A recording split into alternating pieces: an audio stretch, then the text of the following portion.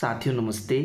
तो आज हम अध्याय 1 विज्ञान का अनूठा संसार इसके जो महत्वपूर्ण बिंदु है उनको पढ़ेंगे। साथ ही इसमें से जितने भी महत्वपूर्ण प्रश्न बनेंगे उनको भी हम हल करेंगे। तो देखो हमारा जो पहला पॉइंट है वो है मनुष्य की जिज्ञासा, यानी हर मानव में जिज्ञासा रहती है। जिज्ञासा का मतलब है जानने की इच्छा। जैसे मान लीजिए आप बचपन में जब भी बारिश होती थी तब नहाते थे और आपके दिमाग में एक प्रश्न आता होगा कि ये बारिश कैसे होती है। तो जब ये प्रश्न आया कि भाई बारिश कैसे होती है तो ये आपको जानने की इच्छा हुई। इसी को हम क्या कहेंगे, जिज्ञासा। यानी किसी भी चीज़ को जब हम जानने की कोशिश करते हैं तो उसी को हम जिज्ञासा बोलते हैं। तो देखो मनुष्य की जिज्ञासा में यहाँ लिखा है, मनुष्य हमेशा अपने आसपास की चीज़ों को जानने के लिए उत्सुक रहता है। जैसे बारिश कैसे होती है, आसमान में तारे क्यों चमकते हैं, दिन रात क्यों होते हैं। तो जब वो उसके दिमाग में ये सारे प्रश्न चलते हैं तो उसका मतलब है कि उसके मन में जिज्ञासा होती है, इन चीज़ों को जानने की इच्छा होती है। क्लियर हुआ। फिर अगला पॉइंट है, बचपन से ही हम सवाल पूछते हैं और चीज़ों को समझने की कोशिश करते हैं, है ना। बचपन से ही हम बहुत सारे सवाल जो है हमारे दिमाग में चलते रहते हैं और उन सवालों का उत्तर ढूंढने का हम प्रयास करते हैं। आगे लिखा है, कक्षा 6 में हम एक नया विषय पढ़ेंगे, विज्ञान, और हमारे बहुत सारे प्रश्नों का उत्तर जानने का प्रयास भी करेंगे। अब आप कक्षा 6 में आ गए हो तो आपके लिए एक नई बुक आ गई है, विज्ञान। और जब हम जैसे जैसे इस बुक को पढ़ेंगे वैसे वैसे अनेकों प्रश्न जो है हमारे दिमाग में चलेंगे और उन प्रश्नों का उत्तर भी हम इसी किताब में खोजेंगे। ठीक है, इसीलिए इस पुस्तक का नाम भी क्या है, जिज्ञासा है। यानी हमें बहुत सारी चीज़ें अभी जाननी है और सारे प्रश्नों के उत्तर हमें देने हैं। फिर देखो अगला पॉइंट है, विज्ञान क्या है, जो कि एक सबसे इम्पोर्टेंट आपके प्रश्न परीक्षा में पूछा जा सकता है।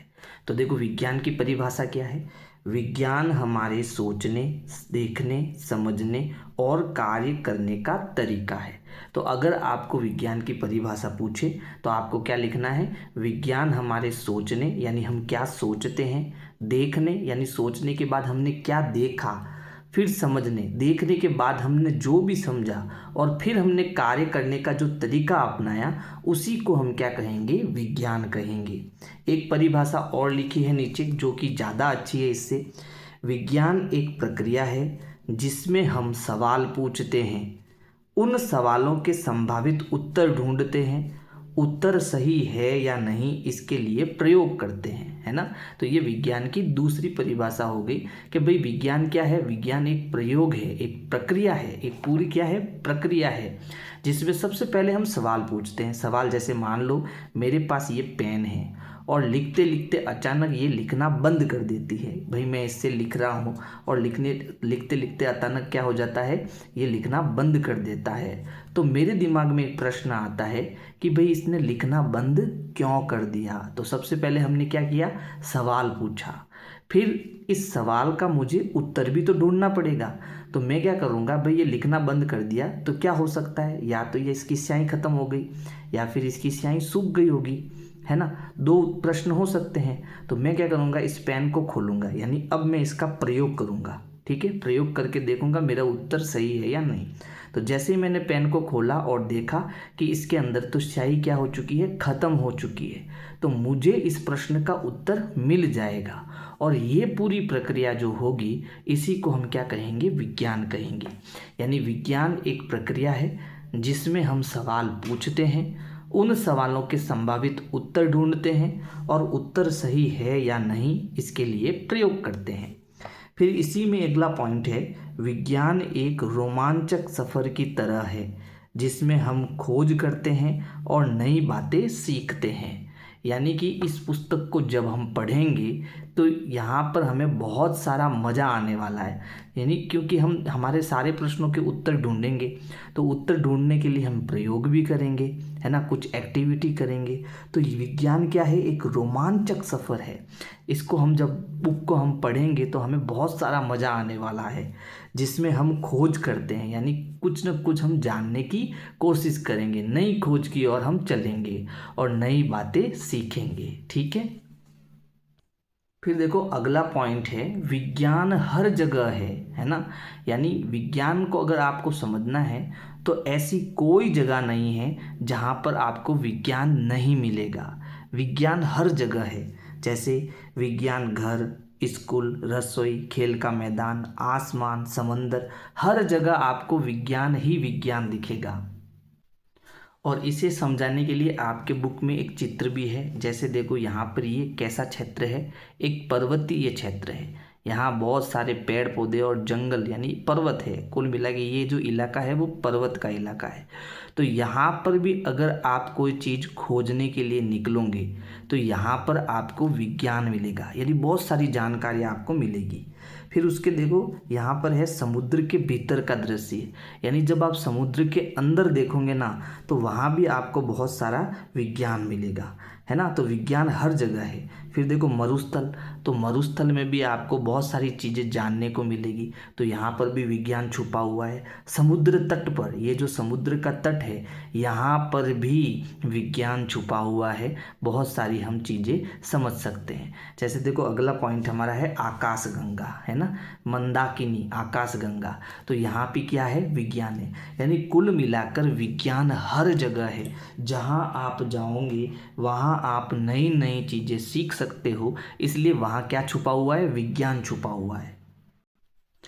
फिर अगला पॉइंट है, विज्ञान एक व्यापक और अंतहीन पहेली की तरह है, जैसे जिग्सा पहेली, टुकड़ों को जोड़कर पूरी तस्वीर बनाना।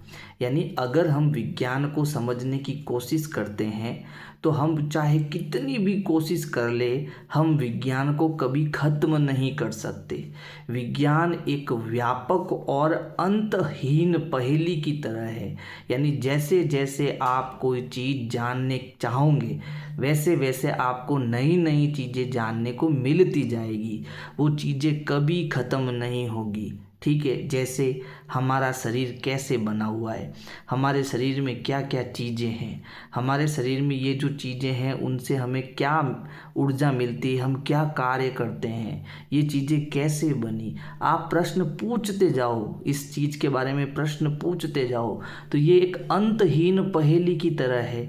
आपको जितनी चीज़ें जाननी हैं आप जानते जाओ, कभी ख़त्म नहीं होगा। ठीक है। तो व्यापक का मतलब होता है बड़ा, यानी विज्ञान एक बड़ी और अनंत पहेली की तरह है जो कभी ख़त्म नहीं होगी। और अगर इस विज्ञान को आपको समझना है तो ये भी एक जिग्सा पहेली जैसा है। जिग्सा पहेली में क्या होता है, बहुत सारे टुकड़े होते हैं और जब उन टुकड़ों को हम एक करके जोड़ते हैं तो एक तस्वीर बनती है। तो विज्ञान भी उसी तरह है। हमारे जितने भी प्रश्न हैं जिसके लिए हमने उत्तर खोजे हैं, उन सभी प्रश्नों को हम जोड़ेंगे तो हमें एक बड़ी तस्वीर यानी कि बड़ा उत्तर मिलेगा। तो विज्ञान कैसा है, एक जिग्सा पहेली की तरह है। ठीक है। फिर अगला पॉइंट है जिज्ञासा का महत्व, यानी कि जिज्ञासा हमारे लिए क्यों जरूरी है ना। तो उसको समझते हैं। विज्ञान की शुरुआत जिज्ञासा से ही होती है, जिसका अर्थ है जानने की इच्छा। यानी मान लीजिए अगर आपको वैज्ञानिक बनना है तो वैज्ञानिक बनने के लिए सबसे पहले आपके अंदर क्या होनी चाहिए, जिज्ञासा होनी चाहिए, है ना। किसी भी चीज़ को समझने के लिए आपके दिमाग में प्रश्न आना चाहिए कि भाई ये चीज़ कैसे हुई, ये क्यों हुई, यहीं पर क्यों हुई, है ना। तो ऐसे दिमाग में प्रश्न आने चाहिए और उन प्रश्नों का उत्तर आपको ही पता लगाना है कि इसका उत्तर हमें क्या मिल सकता है। तब हम कहेंगे कि आप जो है एक वैज्ञानिक की तरह सोचते हो। और जब आप वैज्ञानिक की तरह सोचने लगोगे तभी एक आप महान वैज्ञानिक बन पाओगे। तो अगर आपको वैज्ञानिक बनना है तो इसके लिए आपके दिमाग में जिज्ञासा होनी बहुत आवश्यक है। ठीक है। अगला पॉइंट है, जब हमें किसी चीज़ को जानने की जिज्ञासा होती है तो हम प्रश्न पूछते हैं और उसका उत्तर खोजने की कोशिश करते हैं, और वैज्ञानिक भी यही काम करते हैं। ठीक है, यानी हम बचपन से ही वैज्ञानिक होते हैं। अगर हम किसी चीज़ को जानने की जिज्ञासा रखते हैं, प्रश्न पूछते हैं और उसका उत्तर खोजते हैं। जैसे जैसे हम यह किताब पढ़ेंगे, हमें नए विचार और नए प्रयोग करने को मिलेंगे, है ना। अब जैसे जैसे हम इस किताब को पढ़ते जाएंगे, हमें बहुत मज़ा आएगा और हम बहुत सारे प्रयोग भी करेंगे और बहुत सारी चीज़ें जानेंगे। इस पुस्तक में हम निम्न बातों को जानेंगे, यानी कि इसमें अब आगे जो आपको बताया है वो सारी चीज़ें आपको उस किताब में पढ़ने को मिलेगी। तो देखो क्या क्या चीज़ें हैं जो हमें पढ़नी है। तो सबसे पहला पॉइंट हमारा है पृथ्वी, है ना। तो देखो पृथ्वी के बारे में क्या लिखा हुआ है, पृथ्वी एक पर ही जीवन संभव है, यानी पृथ्वी मात्र एक ऐसा ग्रह है जहाँ जीवन संभव है, जहाँ पशु पक्षी है ना, जहाँ बहुत सारे पेड़ पौधे हैं। तो वो केवल एक ग्रह है जहाँ जीवन है, वो कौन है, पृथ्वी है। ग्रह बहुत सारे हैं, जैसे मंगल ग्रह है, बुध ग्रह है, शुक्र ग्रह है, बृहस्पति ग्रह है, पृथ्वी भी क्या है, ग्रह है। लेकिन इन सभी ग्रहों में जहाँ जीवन है वो कौन है, पृथ्वी पर है। ठीक है, यहाँ पर्यावरण है जिसकी हमें रक्षा करनी चाहिए, और पृथ्वी पर एक बहुत अच्छा पर्यावरण है। पर्यावरण मतलब हमारे चारों ओर का आवरण। जैसे पर्यावरण में ऑक्सीजन यानी हवा है, पर्यावरण में पेड़ पौधे हैं, है ना। पर्यावरण में बहुत सारी चीज़ें आपको देखने को मिली, मिट्टी देखने को मिलेगी, पत्थर देखने को मिलेंगे, पहाड़ देखने को मिलेगा, पानी देखने को मिलेगा। तो पृथ्वी पर क्या है, एक पर्यावरण है और जिसकी हमें रक्षा करनी चाहिए। पृथ्वी पर विविधता है, पृथ्वी पर ऐसा नहीं है कि केवल मनुष्य ही है। पृथ्वी पर अगर मनुष्य है तो बहुत सारे जंतु भी है, बहुत सारे पक्षी भी है, यानी वहाँ पर क्या है, विविधता है। कहाँ पर, पृथ्वी पर। तो ये जितनी भी चीज़ें हैं इनके बारे में हम विस्तार से इस किताब में पढ़ने वाले हैं, है ना। किसके बारे में, पृथ्वी के बारे में। फिर अगला पॉइंट है जीवन का विकास, है ना। तो जीवन के विकास में क्या पढ़ना हमें, बीज से पौधा बनना। देखो इस किताब का नाम क्या है, इस किताब का नाम है जिज्ञासा, और इस पाठ का नाम क्या है, विज्ञान का अनूठा संसार। तो देखो कितनी अच्छी बात यहाँ लिखी हुई है कि जीवन का विकास। जैसे किसी भी बीज को हम जब मिट्टी में बोते हैं तो धीरे धीरे कुछ दिनों में हमें देखने को मिलता है कि वो बीज से क्या बन जाता है, पौधा बन जाता है। तो ये बीज से पौधा बनने का जो इसका जीवन का विकास था वो किस प्रकार हुआ, ये चीज़ भी हम इस किताब में जानने वाले हैं, पढ़ने वाले हैं। इल्ली से सुंदर तितली बनना, है ना। किस प्रकार एक इल्ली जो है वो एक सुंदर तितली बन जाती है, ये भी हम इस किताब में पढ़ने वाले हैं। इन सभी में जीवन के विकास की प्रक्रिया होती है, यानी ये किस तरह से बड़े हो रहे हैं। जैसे मान लो एक गाय है, गाय एक बछड़े को जन्म देती है, फिर वो बछड़ा भी धीरे धीरे बड़ा होकर एक गाय बन जाता है। या फिर एक मनुष्य जो है पहले कैसा होता है, एक छोटा शिशु के रूप में होता है, फिर धीरे धीरे धीरे वो क्या करता है, अपना विकास करता है और बड़ा हो जाता है। तो ये सारी चीज़ें कैसे होती है वो किताब में, यानी कि जिज्ञासा किताब में हम पढ़ने वाले हैं। और देखो इसका किताब में एक फ़ोटो भी दिया हुआ है, ये इल्ली है जो देखो ये पत्ता खा रही है, और धीरे धीरे ये अपना क्या करेगा, विकास करेगा, और विकास करके ये एक सुंदर तितली के रूप में बदल जाएगा। यहाँ नीचे देखो एक और पौधा बना हुआ है, जो पहले मिट्टी में हमने बीज डाला था, फिर हम उसको पानी पिलाते हैं और कुछ दिन बाद में देखते हैं कि एक सुंदर सा छोटा सा पौधा निकलता है ना। तो ये सारे चित्र जो है आपकी किताब में दिए हुए हैं। और हम क्या पढ़ेंगे किताब में, तो देखो भोजन और जल की आवश्यकता, ये भी हम किताब में पढ़ेंगे। तो देखो भोजन और जल में हम क्या पढ़ने वाले हैं, शरीर की वृद्धि और विकास के लिए भोजन आवश्यक है, है ना। यानी कि अगर हमारे शरीर को हमें वृद्धि यानी बड़ा करना है, उसका विकास करना है, तो उसके लिए किसकी आवश्यकता होती है? भोजन की आवश्यकता होती है। और हमें पता है कि अगर हम एक दिन भोजन नहीं करेंगे तो हम क्या हो जाएंगे? कमज़ोर हो जाएंगे, हमारी ऊर्जा चली जाएगी। तो है ना, इसके बारे में भी हम विस्तार से जानने की कोशिश करेंगे। भारत जैसे विशाल देश में विभिन्न स्वादिष्ट भोजन और उनको बनाने की खास विधियां हैं। यानी देखो, हमारा देश क्या है? एक बहुत बड़ा देश है, विशाल देश है। और यहाँ राजस्थान में अलग खाने की डिश बनती है, तो बंगाल में अलग खाना बनता है, कर्नाटका में इडली डोसा बनता है ना, और राजस्थान में दाल बाटी चूरमा बनता है। तो हर जगह अलग अलग वैरायटी का खाना बनता है। तो इसका भी हम जो है अध्ययन इस किताब में करने वाले हैं। भोजन किन किन चीज़ों से बना है, यह जानना विज्ञान का हिस्सा है। यानी कि भोजन के अंदर ऐसा क्या होता है जिससे हमें ऊर्जा मिलती है, और ये पूरा प्रोसेस किस प्रकार का होता है, भोजन में क्या क्या जो है घटक होते हैं, वो सारी चीज़ें इस पुस्तक में हम पढ़ेंगे। फिर है, पानी भी जीवन के लिए ज़रूरी है। जैसे भोजन ज़रूरी है, वैसे ही पानी भी ज़रूरी है। क्यों ज़रूरी है? इस प्रश्न का उत्तर जो है हम जब बुक पढ़ेंगे तब हमें मिलेगा। बारिश कैसे होती है? पानी ठंडा करने पर बर्फ़ तथा गर्म करने पर भाप क्यों बनता है? तो ये सारी चीज़ें कहाँ पढ़ेंगे? बुक में पढ़ेंगे। इन सभी चीज़ों का हम जानेंगे। यानी ये सारी चीज़ें जब पूरी कंप्लीट कर देंगे बुक, तो इन सभी प्रश्नों के उत्तर हमें मिल जाएंगे। हमारे आसपास की वस्तुएं, और हमें क्या जाननी है? हमारे आसपास जितनी भी वस्तुएं हैं उनको भी हम जानने का प्रयत्न करेंगे। जैसे हमारे आसपास बहुत सी वस्तुएं हैं, कागज़, चाबी, प्लास्टिक, रबर, कपड़े, ये सब क्या है? वस्तुएं हैं। अब ये वस्तुएं कैसे बनी, इसको भी हम जानेंगे।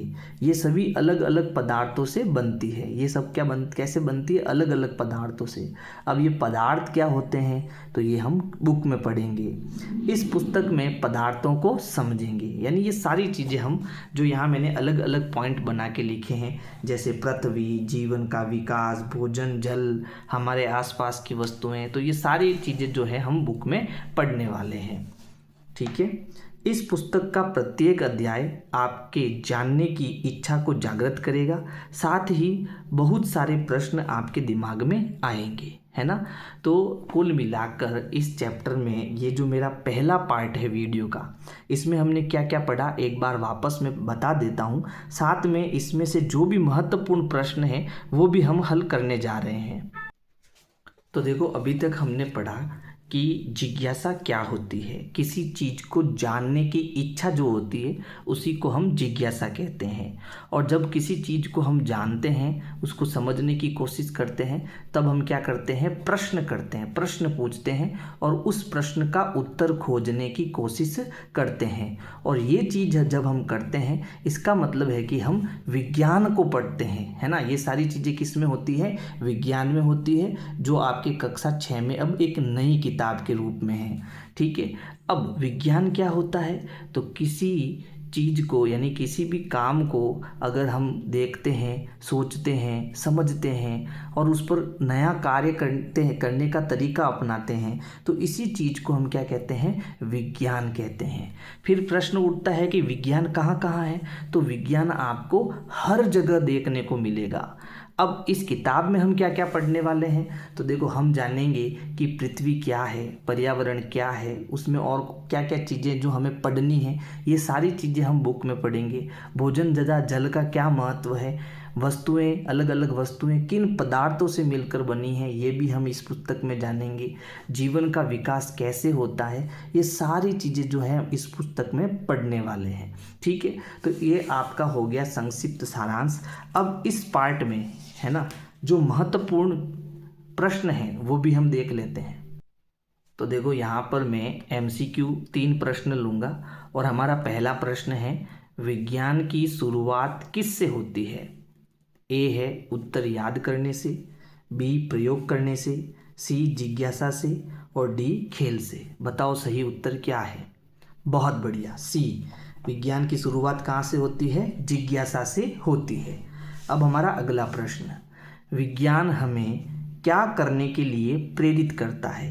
केवल किताबें पढ़ने के लिए, केवल प्रयोग करने के लिए, फिर है हर चीज़ का अध्ययन करने के लिए या कुछ भी न करने के लिए।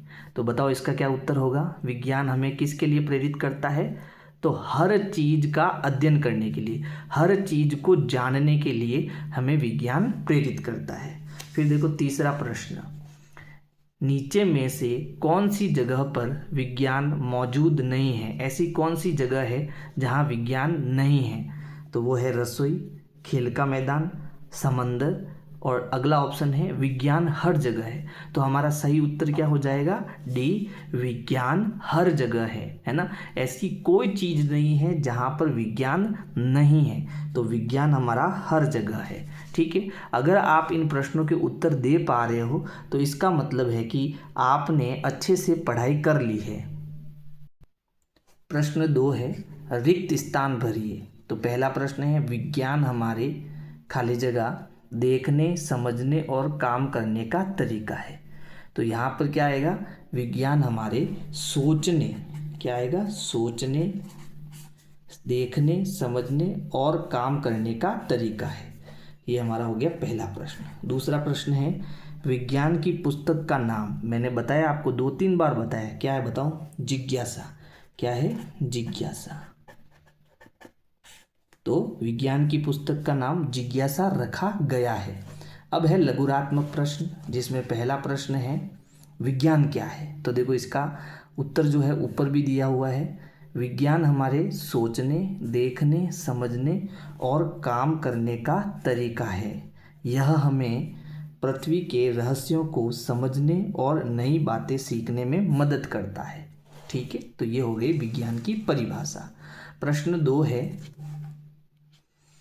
विज्ञान हर जगह कैसे मौजूद है। तो हमें पता है कि विज्ञान हर जगह है। कहाँ कहाँ है विज्ञान, विज्ञान हमारे घर, स्कूल, रसोई, खेल का मैदान, आकाश, समंदर आदि सभी जगह मौजूद है। यह हमें तारे, फूल, पानी, हवा जैसी चीज़ों के बारे में जानने में मदद करता है। इसका मतलब विज्ञान हर जगह है और हमें नई नई चीज़ें जानने में मदद करता है। ठीक है, तो ये जो प्रश्न हैं, जितने भी प्रश्न हैं वो मैंने खुद ने बनाए हैं इन नोट्स से। ठीक है, ये आपकी बुक में नहीं मिलेंगे, लेकिन ये वे प्रश्न हैं जो आपकी परीक्षा में पूछे जा सकते हैं। तो ये हुआ आपके चैप्टर 1 का पार्ट 1, है ना। ये जो वीडियो है वो कौन सा है, पार्ट 1 है, जो आपके पेज नंबर 1 से 4 तक के जितने भी वहाँ पर नोट्स लिखे हुए हैं वहाँ से बनाए हुए हैं। इसका अगला वीडियो जो है वो बहुत जल्द मैं लाने वाला हूँ, इसलिए वीडियो को अगर आपको पसंद आई है तो वीडियो को लाइक करना, अपने दोस्तों को शेयर करना। ठीक है, आज के लिए इतना ही, धन्यवाद।